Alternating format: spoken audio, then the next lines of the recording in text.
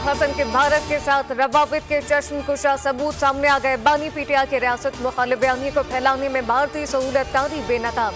गैर मुल्की भारतीय लॉबी बानी पीटीआई की रियासत मुखालिफ एजेंडे की तकमील के लिए मुतहरिक। 2019-2022 को रऊ हसन की जानिब से भारतीय सहाफी करण थारपर से बतौर पार्टी मीडिया कोऑर्डिनेटर राब्ता किया गया।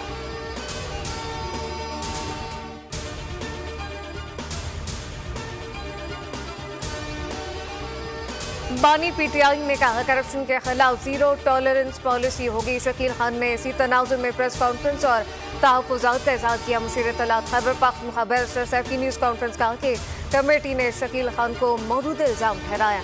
सोशल मीडिया पर ऐसा तासुर दिया गया कि पीटीआई में कोई इख्तिलाफ है।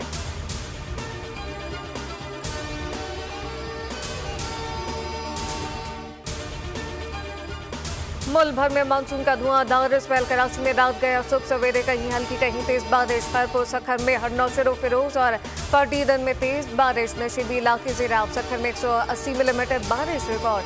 फैसलाबाद नारोबाल रहीम यार खान में बारिश के बाद मुख्तलिफ हादसात में 8 अफराद जान से गए। कोलू से बेकामी शारा गुज़िश्ता 3 रोज से ट्रैफिक की आमदरफ्त मुअत्तल। खैबर पख्तूनख्वा में बारिश के बाद तबाही, जगह जगह सैलाबी रेले। जिला खैबर के बरसाती नाले ओवरफ्लो। हेडमराला के मकाम पर दरमियाने दर्जे का सैलाब।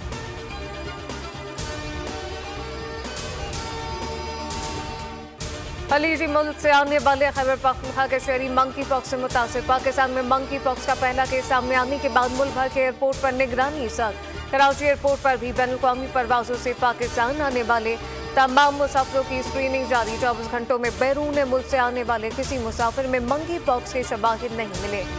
वज़ीर-ए-आज़म की ज़ेर सदारत खुसूसी इजलास में आइसोलेशन बोर्ड कायम करने की हिदायत। एयरपोर्ट पर महकमा सेहत सिंध के डॉक्टर की टीम तैनात।